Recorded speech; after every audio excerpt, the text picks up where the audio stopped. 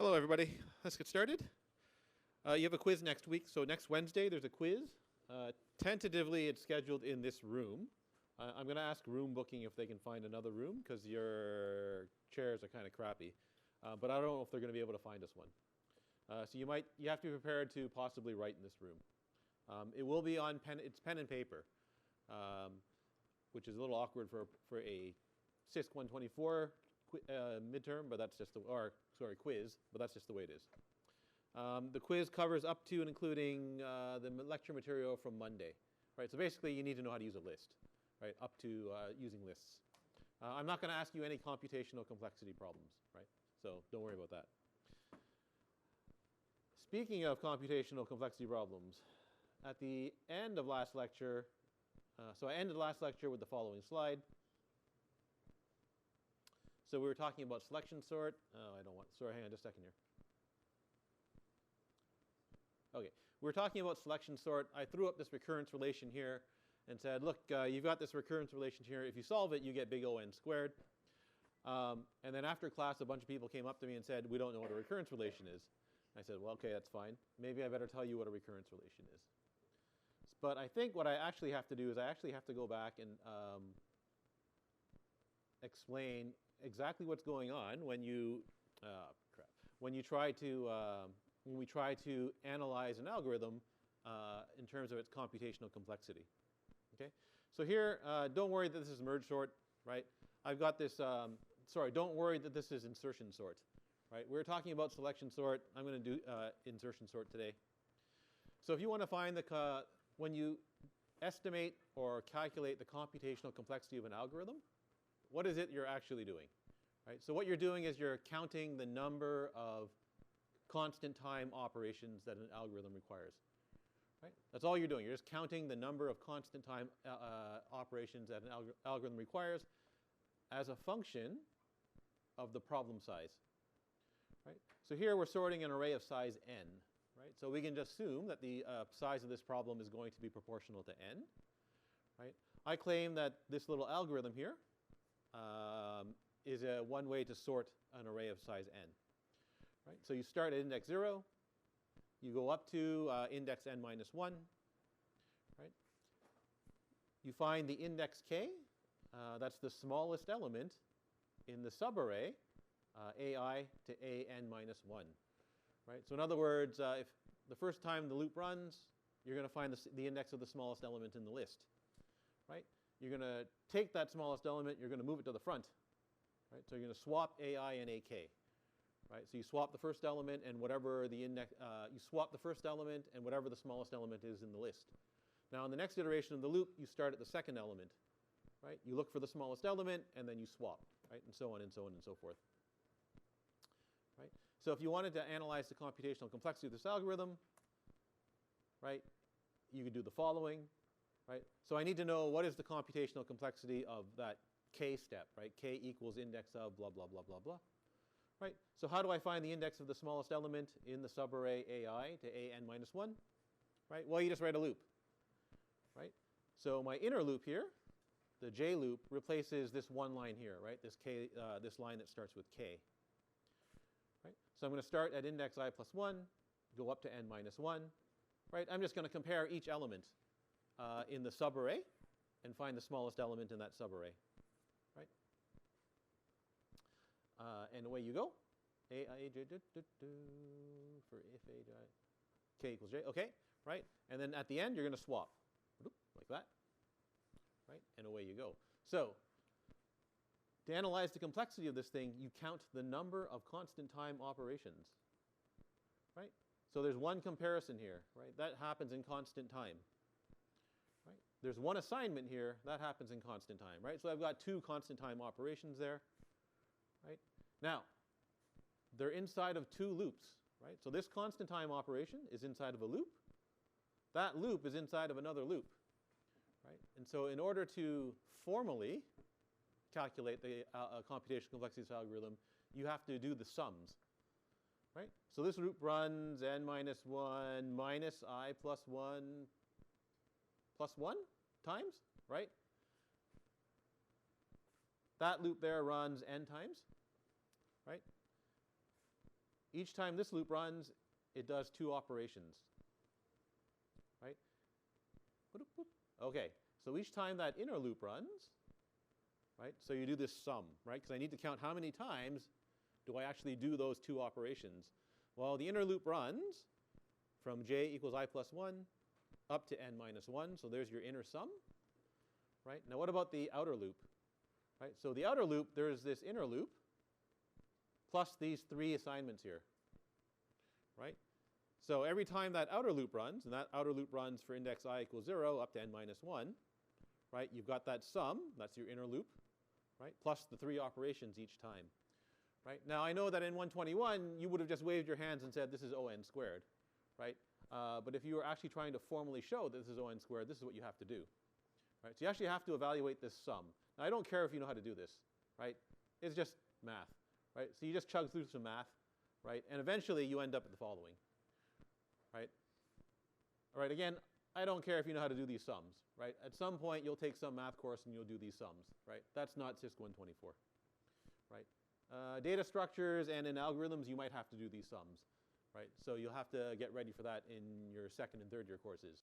But here we don't care, right? So if you want to, you can double check my math, right? Or you can just take me at my word. If you actually do these sums, you end up with the following. Here, n squared plus 2n, right? And then if you actually did this sort of thing, you would be, and you were told about big O complexity, you would say, well, we throw away everything that's smaller than n squared. You throw away any constant that's in front of the n squared, and we say that's in big O of n. Big O of n squared, sorry. We say that's in big O of n squared, right? Now, I don't actually know if they told you why that's in big O of n squared. So were you told the formal definition of big O? Yes? Okay, so if you're told the formal definition, then you can actually prove that that is in fact in O(n) squared, right?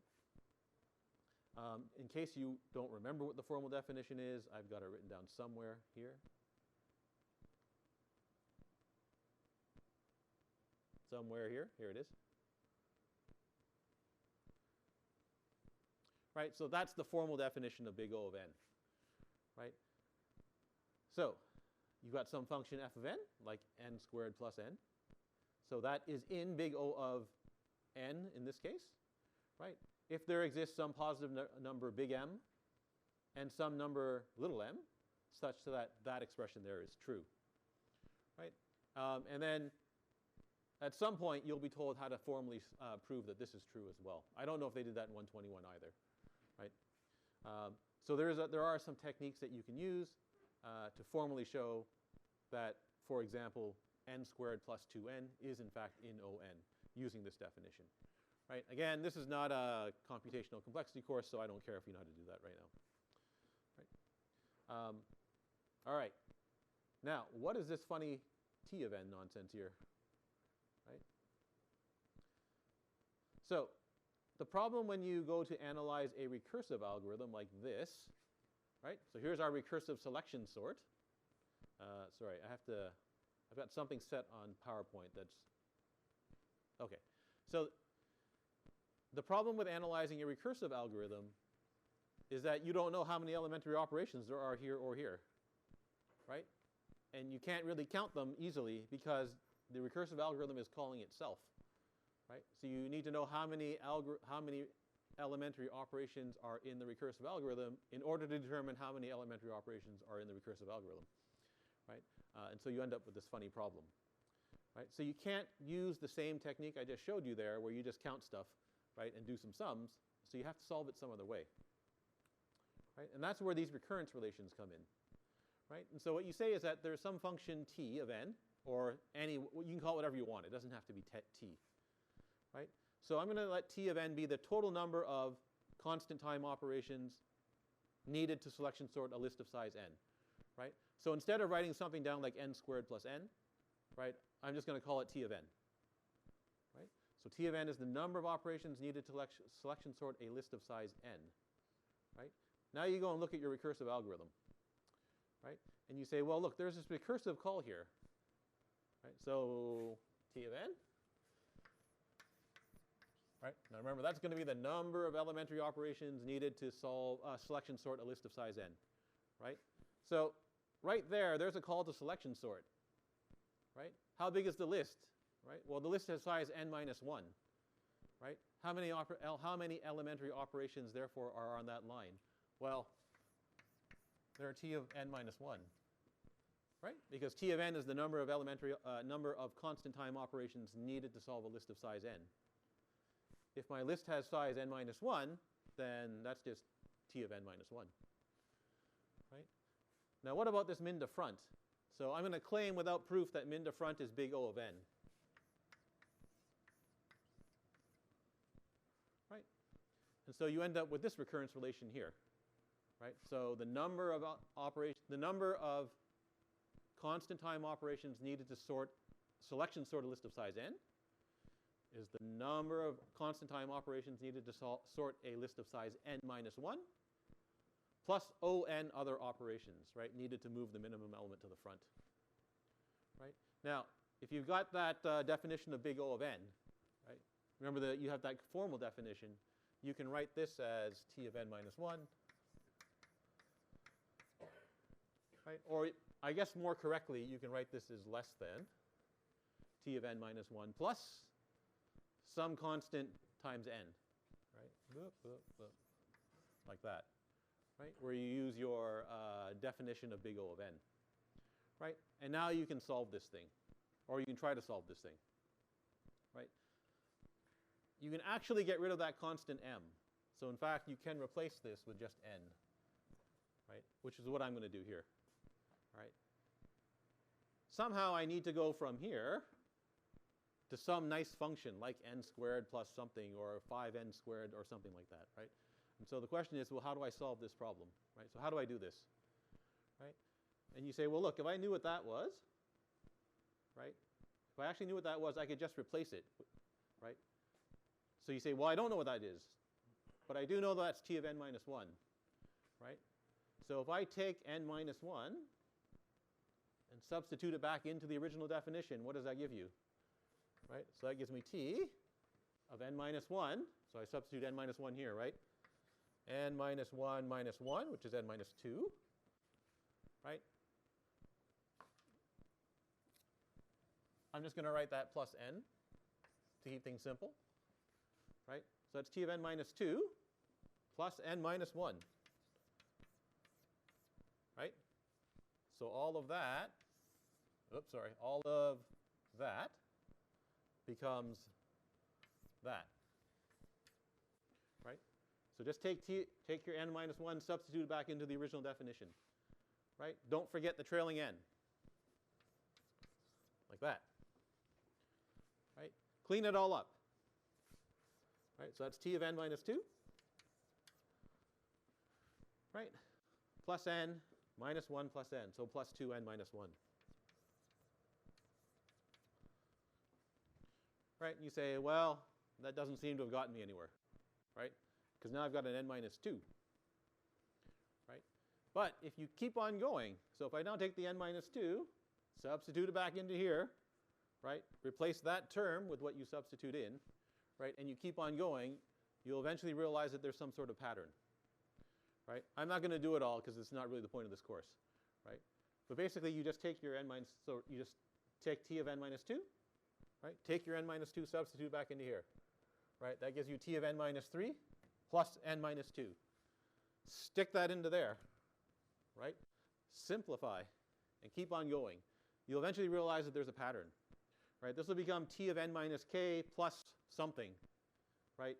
And then you'll be able to, and you'll have a pattern. Once you have the pattern, you can actually finally solve for the, you can actually solve the complete expression.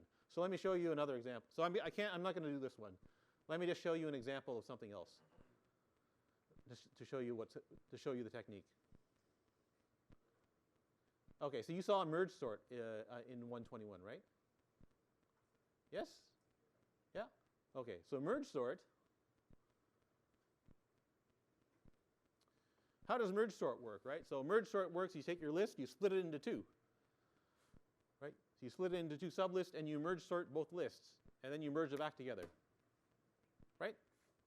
So split the two lists into two sublists, each half the size of the original list, right? And then sort the sublists, right? So if T of n is the number of constant time operations needed by merge sort, right, then the amount of time needed to split the thing into two and merge sort both lists or both sublists is 2 times T of n over 2. Right? Remember, T of n is the number of operations needed to merge sort a list of size n. If my two lists have half the size, then to sort each one takes time T of n over 2. I've got two lists, so I multiply it by 2. Right?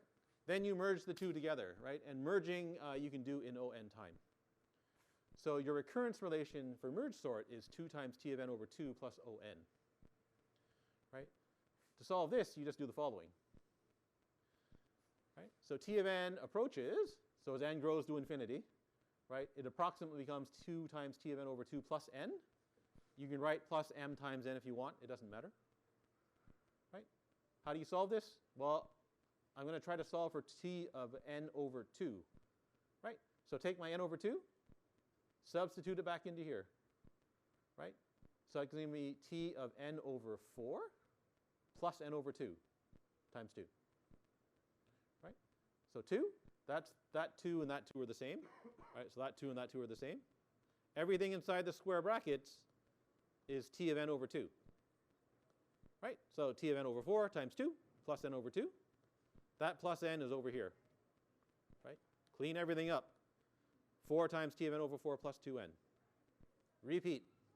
Right? Take the n over 4, substitute it back into over here. Right? That 4 is that 4. That 2n is that 2n. Everything inside the square brackets is T of n over 4. Right? So that's 2 times T of n over 8 plus n over 4. Clean it all up. Right? Keep on going. Eventually you realize there's a pattern. Right? So your pattern is the constant is 2 to the power k. Right? Inside, the denominator is 2 to the power k. Right? And the term in front of the n is k times n. Right? And so now you've got this expression in terms of k and n. Right? Okay, so now what do we do? Right? If you have a list of size 1, right, you know that the list is already sorted. Right? So in the merge sorted list of size 1, you don't do anything. Right? Or you do one operation to check that you have one that you actually have one element in the list. Right? So you can write T of 1 is equal to 1. Right? So the amount of time it takes to sort a list of size 1, one operation, right? Or some constant number of operations, right? C works as well. All right? So I know that T of 1 is equal to 1. So if I can make that 1, I can use this expression to figure out what k is. Right? So I want to make n over 2k equal to 1. Right? So when does that happen? Well, that happens when 2 to the k is equal to n. Right? Okay? So what's the value of k? Well, k is equal to the log base 2 of n. Right? Okay? So I've now got that, right? So k must equal log base 2 of n. Substitute k back into this expression up here. Right? So 2 to the log n, t over n log n plus n log n. Right? What's 2 raised to the exponent log n? Well, that's just n. Right? 2 to the exponent log n, that's just n. So that's t of 1. Right? There's your n log n. Right? What's t of 1? Well, t of 1 is 1. Right? The amount of time it takes to sort a list of size 1, one operation. Right? That's equal to n. If you want to say it's a constant number of operations, and this is c times n, which is also fine. Right? Plus n log n. This is something times n plus n log n, which is in big O of n log n. Right? And so that's how you'd solve one of the recurrence relation. That's one of the ways that you can solve a recurrence relation. Right? So I showed you from going from n down to 1. You can also go from 1 up to n. So you can go the other way as well if you wanted to. Right? And you can arrive at the same answer. Right? So this is the sort of stuff you'll be doing maybe in data structures. But if not in data structures, then you'll do it in algorithms for sure. Right? All right, so that's what a recurrence relation is. Use a recurrence relation to solve for the computational complexity, or one use of a recurrence relation is to solve the computational complexity of a recursive algorithm. Right? And the reason you use it is because you can't count the number of elementary operations in a recursive algorithm because the algorithm calls itself. Right? All right. Any questions? Okay, so for those of you who said, I don't know what a recurrence relation is, that's what a recurrence relation is. All right, we're done with lists for the time being. We're going to move on to something called a set. I hope. There we go.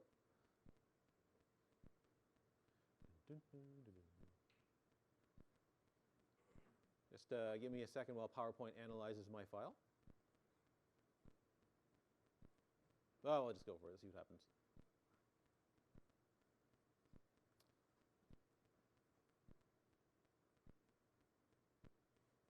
Oh, what just happened? Okay, sets.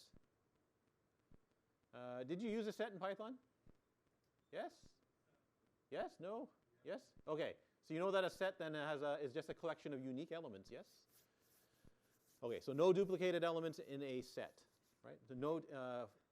More formally, that means no two elements are equal to one another in a set, right? Now, using a set is less common than using a list, right? So your use cases for sets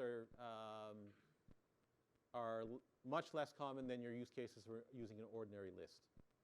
Right? What you can use a set for, though, is if you want to do things like membership testing. So if you have a set of elements, you can efficiently ask the question, is there an element equal to something in that set? Right? In other words, you can search the set efficiently.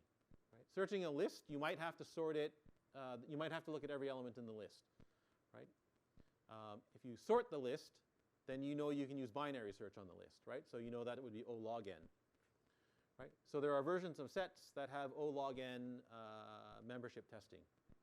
There are versions of sets that have O1 membership testing. So they can answer the question, does the set contain an element in constant time, right? If you've got a list and it's got a bunch of duplicated elements and you want to get rid of the duplicates, just throw it into a list. The list will get rid of the duplicates for you. If you need to calculate some sort of, if you're trying to solve a problem that involves set intersection, set union, or set difference, then sets have those operations built into them. Right? More importantly, though, this includes Python. Right? If you want to use a dictionary in Python, right, the keys form a set. Right? So that, in other words, the keys are all unique. And that's true in Java as well. So the Java version of a dictionary is called a map. So when you use a Java map, you're explicitly using sets of keys, right? And when you use a map, it's very common in Java to have to use the set explicitly. In Python, you probably just iterate over something, and you don't worry whether or not it's actually a set. In Java, you actually have to, because Java is strongly typed, you have to worry about things being a set. Okay, there's no indexing or slicing using indexes with sets in Java. Right? Okay, right? So in other words, in general, there's no good way for you to take a subset of a set. Except there is a special type of set where you can, in fact, do this. Right? But in general, you cannot easily take a subset of a set. Do I tell you? Okay, so I think this is true. All right. All right, so in Java, you've got your choice of several different types of sets, right? Whereas in Python, normally when you use a Python set, it's always the same type of set. Right? So in Java, you've got something called a hash set. That's the one that's most similar to a Python set. And you've got something called a tree set. So a tree set in Java is a set that sorts its elements into, by default, ascending order. Right? So if you had a set of numbers, the numbers would be sorted in ascending order. Right? If you had a set of strings, the strings would be sorted in dictionary order. Okay, like Java lists, Java sets are generic, right? So you have to use this funny less than, greater than, and then put the element type inside the less than and greater than sign. So this is yet another example of a generic class. Okay, so let's. So I'm going to use for the most, well, I guess for a lot of the examples, I'm going to use the Java hash set. Right? So this is the one that's that is most similar to the Python set. Right? So I'm going to make a hash set of strings. Right? I'm going to call it T. You just call the constructor.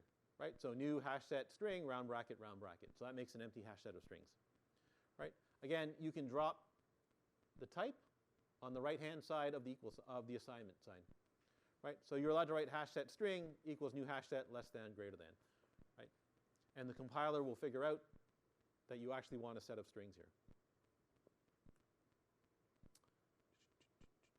Okay, so just like a list, right? You can't make a hash set of primitive type, right? You have to use the wrapper class instead, right? So this is all the same.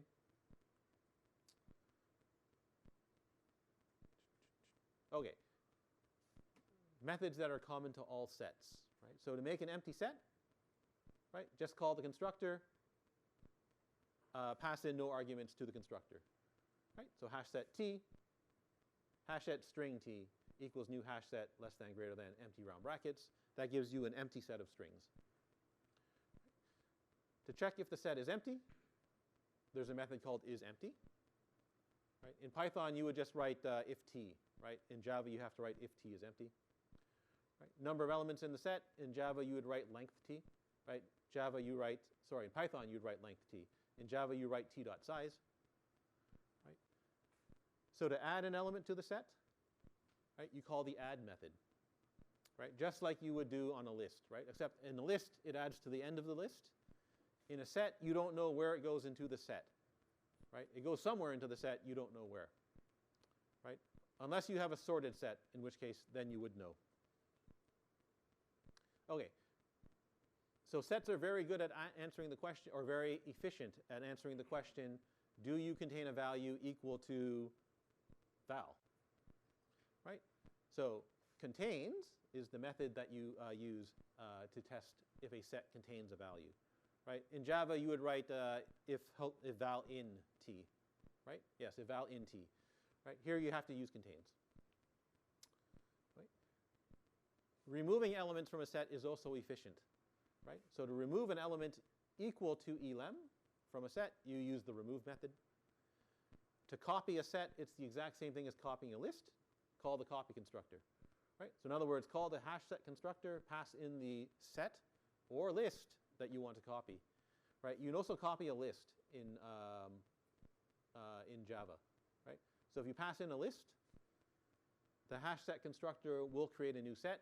It'll discard all of the duplicated values in the list and put all the non-duplicated values inside the set.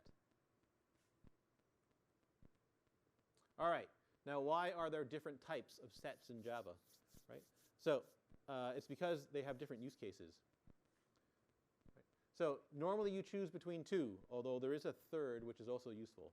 But normally it's two. So normally you would pick hash set. Right? So if I need a set, the default set that you grab is hash set. Right? The reason you do this is because the three fundamental operations are extremely fast. Right? So add, remove, and contains. Right? Those all have big O1 expected complexity. Right? Constant time, regardless of the size of the set, which is kind of crazy if you think about it. Right? You can have a set of 1 billion elements, and you can find an element in that set in constant time. Right? Usually. Right? Okay, now the thing with a hash set is, though, you have no idea what the ordering of the elements are. Right? So you don't know what the first element is, you don't know what the last element is. Right? The only way to get all the elements, so the only way to get a particular element in, well, that's not true. The only thing that you can do is iterate over all the elements of the list. Right? There's no way to get the first or the last or the ith element from a hash set. Right? You have to iterate over the entire list. Set. Okay, now your other choice is tree set. So tree set is a sorted set. Right? Add, remove, and contains are all still very fast. Right? So they have O log n complexity. Right? Double the size of the set, increase the amount of time needed to search the set by 1. Right? That's what log n means. Right? which is very fast, but it's a lot slower than hash set, right? Which is why you normally pick hash set. However, a tree set keeps its elements in sorted order, right? Their natural order, which is, why does this look like this? It's cut off the bottom. Sorry. Okay, if you can't read that bottom line, its elements must have type that implement comparable, or the set must be initialized with a comparator object. We don't know what that means yet, but we'll get to that shortly. Right? So tree sets sort their elements, right? So now there is a first element, right? There is a last element, right? Furthermore, you can grab a range of elements, right? So if I had a dictionary, like an English language dictionary stored in a set, I can grab all the words that start with A from a tree set, right? And you can do it pretty efficiently. With a hash set, you have to loop over the entire hash set and then pick the words that start with A yourself, right? That's inefficient because that's big O(n), right? You have to look at every word in the set. Okay, there is a third kind that is occasionally useful. That's the linked hash set, right? So like it's, I guess like the related hash set, add, remove, and contains are very fast, right? So big O1 again. Slightly slower than a hash set because this linked hash set has to do a little bit of extra work, right? The difference between a linked hash set and a hash set is the order of the elements in the set is guaranteed to be the same order in which you put them into the set, right? So if you add the letter A, then the letter B, then the letter C to a linked hash set, then you know that the A is the first, the B is the second, the C is the third, and so on and so on and so forth, right? So unlike a hash set where everything's in some seemingly random order, right? In a linked hash set, the order of the elements is the order in which you put them in, right? The problem with the linked hash set is it costs more memory than a regular hash set. And the additional cost, so the additional amount of memory, that's proportional to the number of elements in the set. A linked hash set basically keeps a list of the elements in addition to the set of elements, right? It keeps the list so that it knows what order you put things in. So it basically takes twice the amount of memory, roughly twice the amount of memory as a hash set.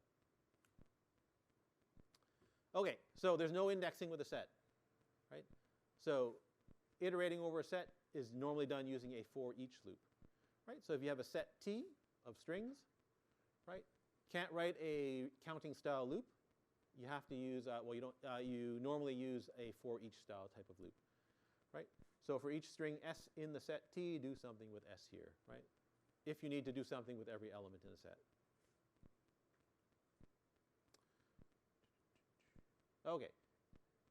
If you have a list and you want to find all the elements that occur one or more times, you can always use a set to remove the duplicated elements.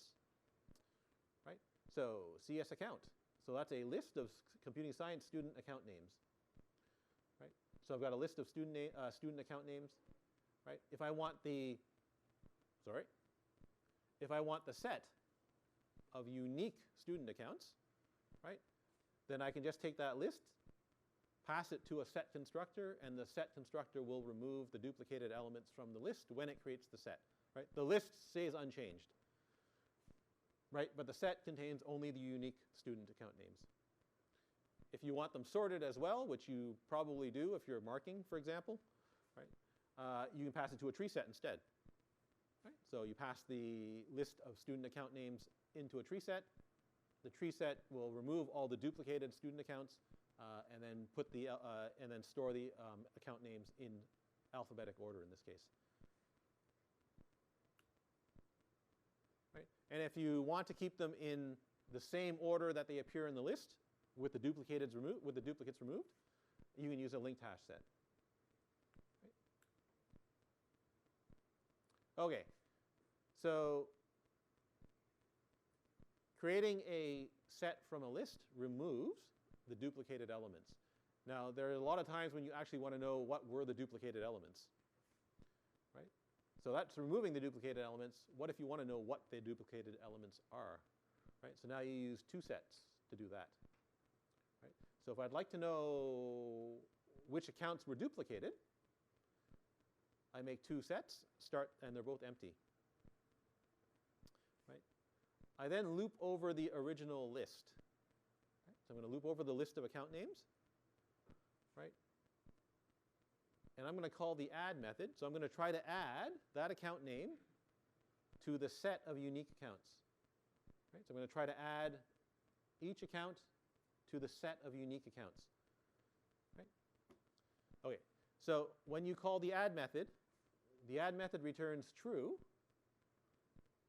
if that element is not already in the list. Right? So in other words, add returns true if it successfully adds the account name to the set. Right? Add returns false if that account name is already in the set. Right? So if add returns false, right, then I know I have a duplicated account name. So I can go ahead and add that account name to the set of duplicated accounts. Right? And so this will let you create both the set of unique accounts and the set of duplicated accounts. Right? You just use two sets. All right, so here's an example of what's happening. Right? I've got a bunch of fictitious student account names here. Right? I'm going to loop over each one of these account names, and each time I loop, I'm going to try to add it to the set of unique accounts. Right? Okay, so SP Kuma is not in the unique accounts, so I can go ahead and add them. Right? Not in the set of unique accounts, so I can go ahead and add that one, and that one, and that one. Right? Now notice that I've got a duplicate here. Right? So when I try to add SP Kuma to the unique account names, it's already there. So add returns false, right? Which means, right, already there.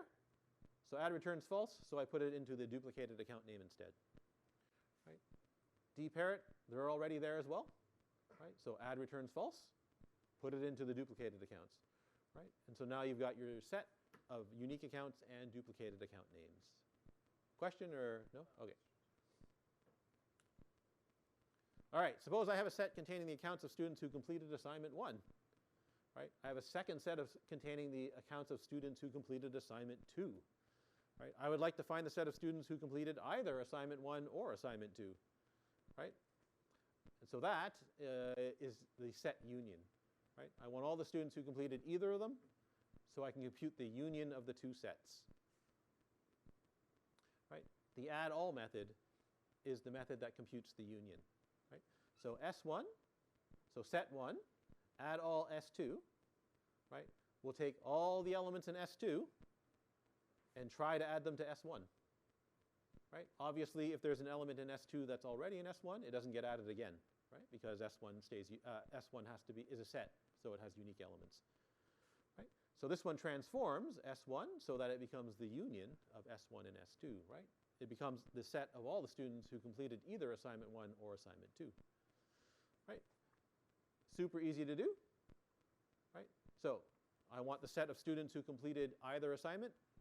So I make a set called either assignment. Right? I initialize that set with the set S1. Right? All the students who completed assignment 1.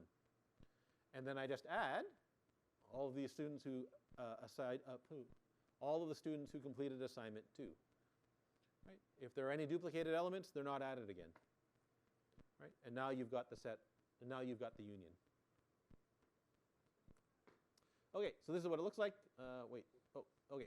Right, so here's my students who completed assignment 1. Here are the students who completed assignment 2. Right? I make the set of students who completed either. Oh, crap. Hang on, let me see if I can fix this. Okay.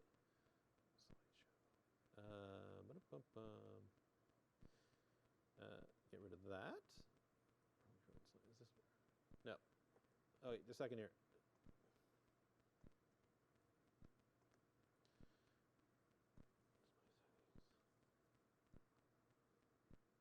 That's good.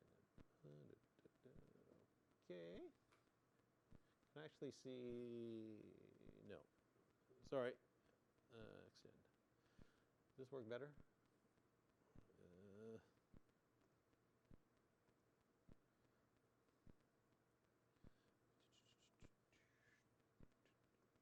Drag this over here. Oh, wait, that's not the right one. Sorry. Over here. No, still not showing to me.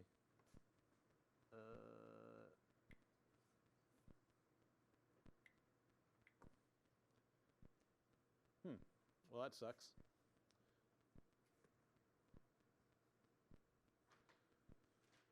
Alrighty. Let's do it. Well, that kind of sucks too. Let's do it this way without the slideshow. Okay. Students who completed assignment 1. Students who completed assignment 2. Right? Make your set of students who completed either assignment by copying that set. Right? So I just make a duplicate of S1. Right? Boop, boop, boop. All right. Now I add everything from this set to this set over here, right?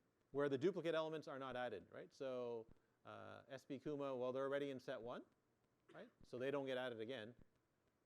D Parrot's already in set 1, so they don't get added again, right? But QZ is not in set 1, so they do get added, right? And DevC is not in set 1, so they get added here, right? And now you've got the union of both sets S1 and S2. Okay, is there anything at the bottom of this slide? Okay, so let's try this now. Okay. So this is set intersection. So I've got a set containing I've got two sets again, right? So set 1 is the students who completed assignment 1. S2 is the students who completed assignment 2. I want to know who completed both assignments, right? So in other words, who's in both set 1 and in set 2, right? So that is the intersection of the two sets, right? So the method you want there is retain all, right? So in other words, S1 retain all S2 keeps all the, loops over the elements of S2, right? If they're already in S1, if they're in S1, you keep them in S1. If they're not in S1, you get rid of them in S1, right? I think, is that right? Yes, you get rid of them in S1, right? So retain all the elements that are also in S2, right? So if S1 is the, here we go, right? So if I want to know who completed both assignments, you copy one of the two sets. It doesn't matter which one you copy, right? You can copy S1 or S2, right? And then call retain all, pass in the other set, right? And that'll give you the intersection of the two sets, right? So again, here's S1. Here's my copy. So this is the students who have completed both assignments, right? So you make this set by copying the original set, right? So I'm going to copy set S1 here, right? And now I'm going to loop over this set here, right? Anybody who's in this set and this set, we're going to keep, right? So here we go, right? So SB Kuma's in both sets, D Parrot's in both sets, so we keep them in the both assignment sets. Anybody that's not in both sets, so HughesE and DevC are not in both sets, right? HP 1304 and Area 98, they're not in both sets either, right? They all disappear.